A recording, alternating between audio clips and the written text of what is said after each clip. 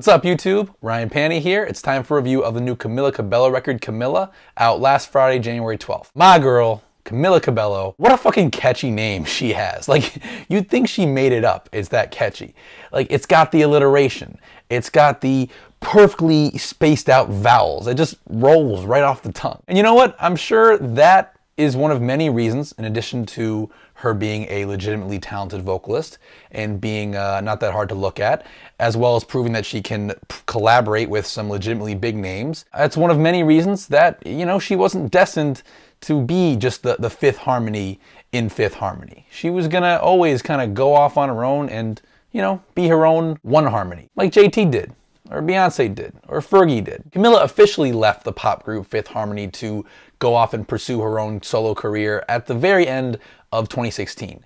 And the following year saw the remaining four members of that group release an album without her, which I actually reviewed on this channel, and I was surprised to have kind of liked. So I feel like now I'm obligated to also give Camila's first solo record a shot. I have to, right? It's only fair. Not surprisingly, since Camila went solo, it feels like she's only gotten bigger. Like, there was that huge Crying in the Club single, and then of course even more successful was Bad Things, that fucking horrendous collaboration she did with Machine Gun Kelly. Which, you know what? In my eyes, she's off the hook for that one now, because once it landed on Machine Gun Kelly's album, it's now his problem. Like, it was originally marketed as more of like an equally weighted collaboration between the two of them, but you know what? Now I'm blaming him. It's all his problem. So you know what? We can let our girl Camila off the hook for that one and start with a clean slate going into this album. Which, going into this record with an open mind, was pretty easy for me because the lead single, Havana, was one of my favorite pop songs of all of 2017. It's got a really sexy energy to it. The Latin flavor actually feels kind of genuine given Camila's Cuban background. The mix is fantastic. And you know what? Not enough people give props to Young Thug's guest appearance on this song, which I'm starting to notice that Young Thug is almost always a good choice to invite onto a song. Because you know what he does? He kind of diverts the listener's attention because he's so unique and so eccentric that when he kind of brings the listener away for a second, when the song comes back down to earth, it's still gonna feel fresh. And I'm ecstatic to say that not only has the Havana single not really gotten old for me yet, but I think it works even better in the context of this album's track list. It sits right between She Loves Control, which is a track that's co-produced by Skrillex and has a bit of a dancehall influence, and then it's followed by the song Inside Out, which brings some Caribbean steel drums to the fold. And for me, these three tracks flow together so smoothly, and I was so glad to see that this album's big lead single didn't just feel like it was plopped into the record. And as I dove into this album's track list beyond that single, I was real pleased to find that there were a bunch of other songs that I immediately gravitated to and very quickly won me over. One of those being Real Friends, which is a pretty minimalistic track which mostly just features Camila's vocals and one of the prettiest sounding clean guitars I've ever heard in my life. Lyrically, the song finds Camila struggling with her celebrity and struggling to find meaningful relationships, given her current status as a 20-year-old pop sensation who probably pays more in one tax filing than any of us have in our life savings. You know, when you're Camila Cabello, I'm sure it often feels like you're constantly surrounded by people who either want something from you or want to be your yes man, and I'm sure that being surrounded by these type of people all the time is wearing on her a bit. And I don't know who wrote these lyrics because this song has like 5 writers, but whoever did, they are exceptional. They perfectly capture that lonely, everybody's out to get me feeling that only people at Camila's level of fame or higher can really understand. My favorite line is when she says, "I just want to talk about nothing with someone who means something." What a beautiful line and a real insightful way to sum up the type of relationship that Camila is yearning for on this song and seems to feel like she's missing in her life at the moment. And then later on, the track In the Dark is kind of in a way like the sister track to Real Friends, because on Real Friends, Camila is searching for deeper, more meaningful friendships. And on In the Dark, she's searching for deeper, more meaningful romantic relationships. In the Dark is all about Camila's frustration with the celebrity dating world and how, in her experience, people don't seem to really want to open up to her and reveal who they really are.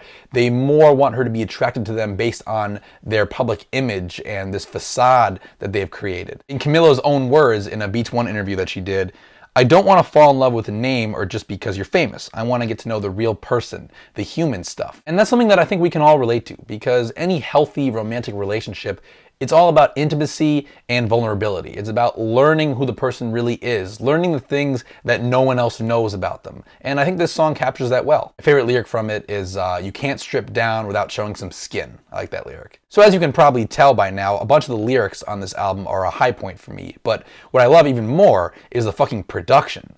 The sound of this record is impeccable. The tones that are achieved, like I mentioned the song Real Friends, those lovely clean guitars, which I wish I had enough production experience to know whether they're digitally generated or not. They probably are, but either way. And then there's the awesome drum sound on the opener Never Be the Same, which is probably gonna be this next big hit from this record. And in the bridge section of that song specifically, the thundering toms and the snare drum too, which would probably impress even like 1984 Scorpions. God, the drum sound on the snare on Rock You Like a Hurricane, like just the...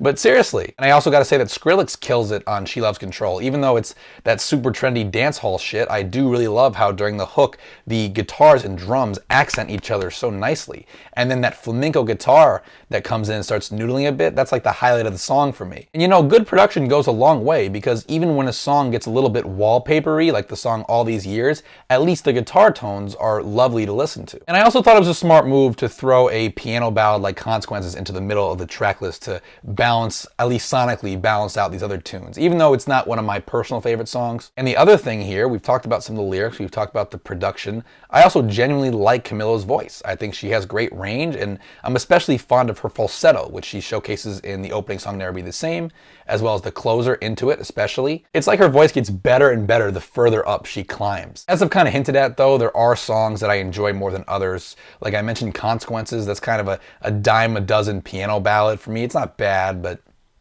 there's also Inside Out, which as much as I enjoy the production, I don't plan on returning to it at all because it's just such a repetitive song. Then I thought the track Into It was overall a weak way to end the album, because not only am I not into the sort of trite sexual come-ons that these lyrics are, but also, if you were gonna make a song like that, why would you put it right after In the Dark, which we discussed earlier is all about opening up to someone and having a connection with them? It's like putting this song right after In the Dark, it kind of cheapens the message of that song. It's almost like Camila turned around and said, wait, I don't care about that anymore. She just threw away all the struggles of the previous track. But hey, I think overall, Camila's first solo outing is great. It's definitely way better than I anticipated. There's some trendiness on here, but in the pop world, there's nothing wrong with sounding trendy as long as the songs are fundamentally good, well-performed songs, which more often than not they are on this record. And of course it helps that this thing is short and to the point. At a little over a half an hour, you don't really have time to get bored, which I feel like is how most pop albums should be. I don't know when people started getting in their head that pop albums could be all types of long, because it rarely works. If I had to guess, I'd say this album has the potential to yield, when all is said and done, probably 4 or 5 big hits. I mean, we've already got Havana and now Never Be the Same, and I think there's at least 2 more on here. And you know what? I wouldn't mind if that happened, because these are pretty good songs, and I wouldn't mind hearing them all the fucking time, at least for the first couple months. And then I'd start to get sick of them, and you know what? We'll cross that bridge when we come to it. I'm impressed by Camila's debut, and I hope you guys enjoy it too. Camila gets a 7 out of 10 from me. As always, thanks so much for watching. Be sure to subscribe, leave a comment, or shoot me a message so we can continue to talk music, and I'll see you guys soon.